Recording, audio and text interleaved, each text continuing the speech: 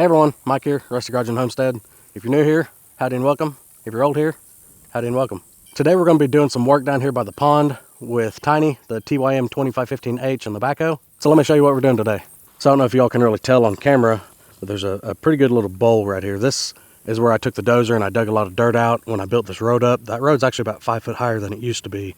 The crossing used to be a few feet below those horns right there, and it was always real soft, so I built all that up years ago. But this is cut down quite a bit. With this bowl in here, this just gradually goes right down into the water. So you can see right up here past this bowl, there's a lot more of a drop off from that. That's how all of this used to be, with this little creek coming into the pond. So I'm gonna take the backhoe and start shaving this edge off for a couple different reasons. Main reason is I need some dirt around here for some different projects. Second reason, it doesn't need to be that steep. So I'm gonna go ahead and just shave part of that down. There used to be trees and stuff growing all along this edge, so I'm sure I'm gonna get into some roots and different things like that. I think I got most of them out when I pushed them out with the dozer, but there's still gonna be some. But before we do that, Tiny's got about 16-ish hours somewhere in there on it, so let's go ahead and get that machine greased. So you can see, this machine now has 16.8 hours on it, so it is time to get it greased. Okay, and I do have everything stretched out, ready to go. Something I didn't mention in a previous video where I grease this thing, I do try to put the loader and bucket in a different position than what I had it the first time I greased it. Same with the backhoe. I'll move this in a little different position so whenever I grease it, grease is getting in different spots just in case there's some dry spots in the pins.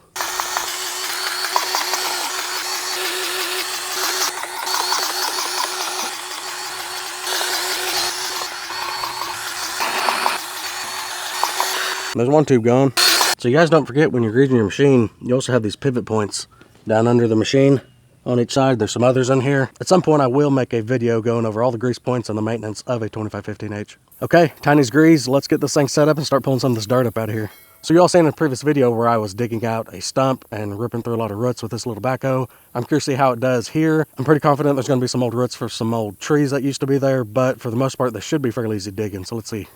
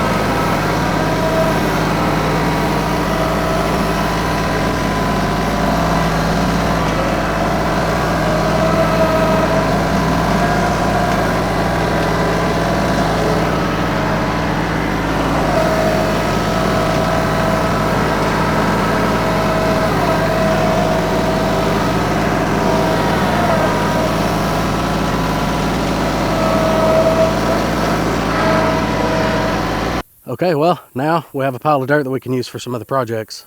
I did get quite a bit of this cut down. There's still a little bit of a mound right over there on that other edge. I need to go ahead and take it down, and I'm gonna start bringing this whole lift this way so I can start just kind of getting some more of this cut out. Now when the pond is up and not so low, water is gonna be clear up into here, right across through here. Even that little bowl before, it'd come up to about that point.